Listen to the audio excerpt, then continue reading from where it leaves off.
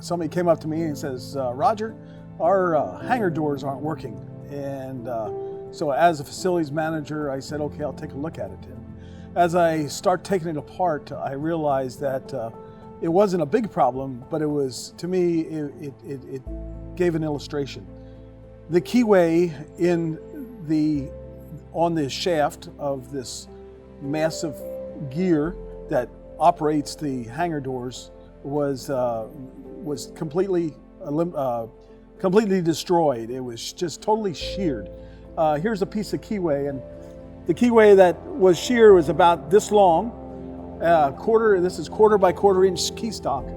And it was amazing that this 1 inch piece of key stock stopped 8 tons of door from closing. And how important this piece of metal, there's nothing technological important about it, was key to moving these doors open and close. And if we can't open the doors, we can't get our airplanes out, it creates a lot of problems. I kind of looked at that and I said, that key stock is a good representation of us as believers. In the whole, if we look at ourselves from a universe perspective, we're less than a grain of sand. Yet God can use each of us in a very special way. I'd like to tell you about a story of a couple in our main sending church from Cape Cod, Massachusetts. They have been supporting us for decades, ever since we started here about almost 26 years ago. But each time they contact us and ask us how things are going, it's not just how things are going at MFI, but they are wanting to pray specifically for each of our kids. It's the church that our kids kind of grew up in. It's important as supporters of MFI and each of the staff that you not only, we're grateful for your financial support, but praying for us and praying specifically for our family and our children. I just want to encourage you to continue to do that. Yeah, so of course our sending church has been in really good contact with us over the years, and we have a really close relationship with the pastors there.